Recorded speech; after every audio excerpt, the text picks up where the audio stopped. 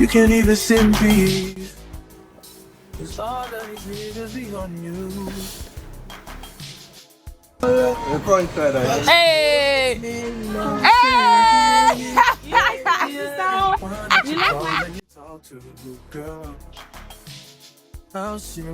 Traveling as a black girl in the world is always the question of, do they like black people or do they like people of color?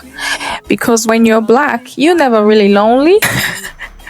There's always someone watching. So anytime you're traveling, you just have to always figure out, like, do they like black people? Where I'm going, do they like black people? Do they see black people often?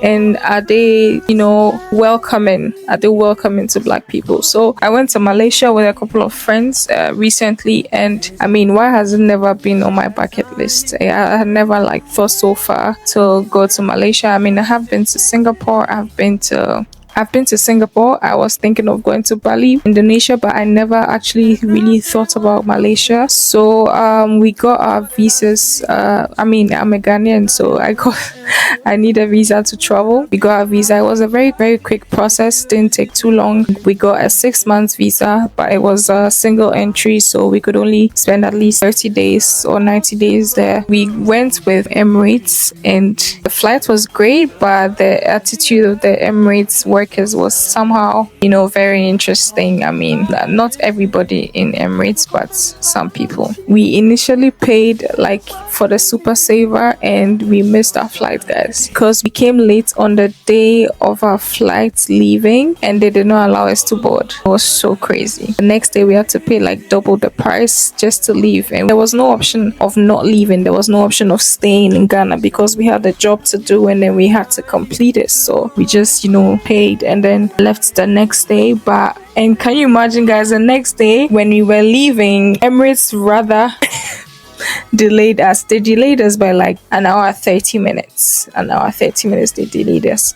And I was just like, if it was us, they will be singing a whole different tune. The double standards in Ghana is crazy. But anyway, when we got into the flight, I mean, it kind of made up for the fact that they wasted my time and everything. The food was great. They were continuously feeding us all the time. Juice, snacks, they were continuously feeding us. It made up for all the money that we paid in a way. It made up for the money we paid in a way. And then when we we transited through Dubai. Didn't really spend so much time there, but it's somewhere I'd like to also visit. It's also on my bucket list. And then when we finally got to Malaysia, the city was buzzing. We got to Malaysia at night, I think around 12 a.m. or something, and the city was buzzing. As at that time, people were not even trying to sleep. Like, the city was so buzzing. It didn't even look like they were tired. At the beginning of the year, one of the things on my bucket list was to travel the world. Initially, I wanted to see 5 countries this year, but I have only been to 2 so far. And I mean, it's a start to something. I put my mind to something, and then I made sure that it was done. And there are so many more trips that I'm going to be going on. And I thank God so much for the opportunity to do that, because, guys, life is life. I don't want to say life is short, but life is life. You should be able to have some adventure or indulge in certain things that are not harmful. Just if you can, you should be able to indulge in certain things, and then try and sometimes be a little selfish. Give yourself the best that you could ever give. Give yourself the best before you give anyone the best. Be the best you can be. So we stayed in this hotel where they had a car showing, guys. I'm not really a car person, but the cars there were beautiful. They were just beautiful. And I was just thinking, why don't they bring these kind of cars to Ghana? Like, it's like they bring the ugly cars to Ghana.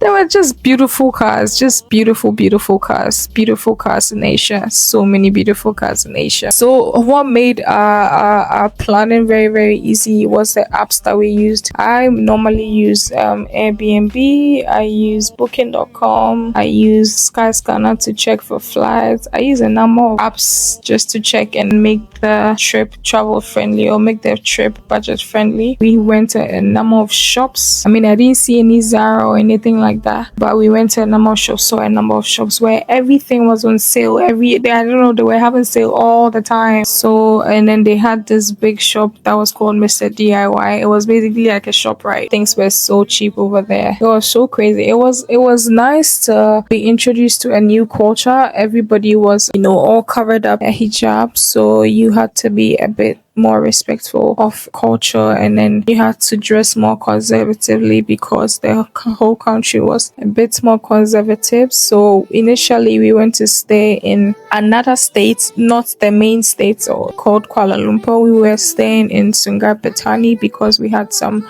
missionary work to do over there, and then we stayed in this beautiful apartment it was not so pricey. I think it was really worth the price. It was a 3-bedroom with like three washrooms and a kitchen, a living room, and all those. I don't think you get that in Ghana for that price, to be very honest with you. We met some beautiful people. We met the taxi driver, one taxi driver who was always singing to us. We met him like twice, and he was singing to us. He has such a great voice. I was just thinking, like, where could his life have gone if things had gone any better or something like that. It was just amazing. He has such an amazing voice. I just wish, life is good to him. One thing also about Malaysians, they don't play about their bread. They do not play about their bread. There were so many companies that were selling bread, like I think just bread history, different things, different flour foods, cakes, pastries, all these things. And they like sweets. Malaysians like sweets. Most of their things were so sweet, and I like sweets, so it was so crazy to find out that their stuff were so sweet that I could not take them. Even I drew a line on the sweetness. And guys, that place is like a skincare heaven.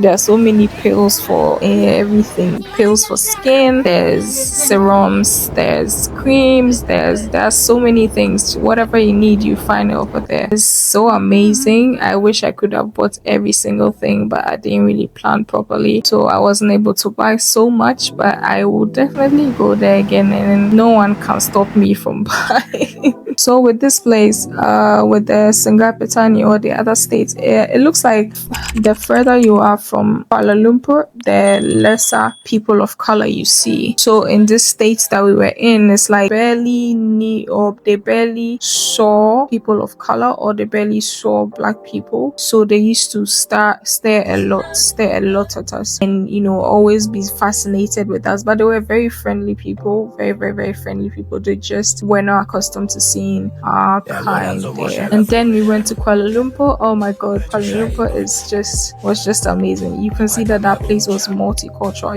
We met black people on the streets, we met people of color on the streets, and then we were so happy because we were seeing people that were like us. And then it didn't feel like we were in a place where it was just us. You get it? We didn't feel like we were in a place where it's strange for us to be or something like that. Even though the people were very friendly, it felt when we were in Sungai Petani, it felt a bit like we were in a place where it was a bit weird that we were there.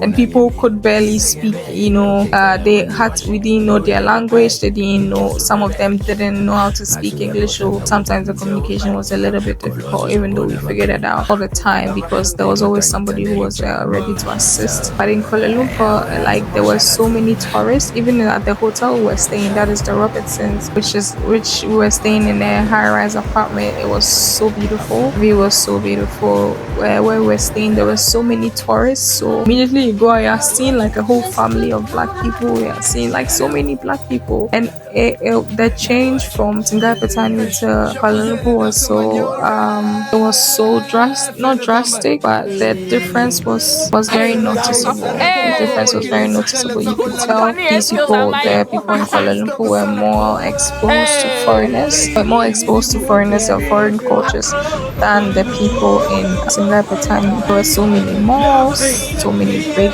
malls with so many places to shop for. I mean, this trip truly awakened my wanderlust and my desire to see a number of countries, and I'm so dedicated to making sure that I see at least a number of countries before Jesus comes. Just dedicated to seeing or traveling places and not putting a stop to that. There were so many people who were so nice to us. This guy once said he was going to marry me. He said he wanted to marry. He said he liked black girls. He wanted to marry me. And and there was a mall we went to. My God, it was just designer. It was just designer. We saw a Sephora, but that was on the last day we were supposed to leave. So I was so not sad. I'll say I was not really happy that we saw it on the last day. There was Louis Vuitton, there was Cotton On, there was a Sephora, there was a YSL, Louboutin, there were so many designer stores. I went into the Louboutin store and went to try on some shoes, and guys, oh my god, I will be able to buy one day, but I will be back. I can't wait for it when I get some Louboutins and I tell you guys about it. Anyway, thank you guys for watching. This was my first vlog. If you like hear more from me, please like and subscribe and share, and see you next time on my next video. Bye.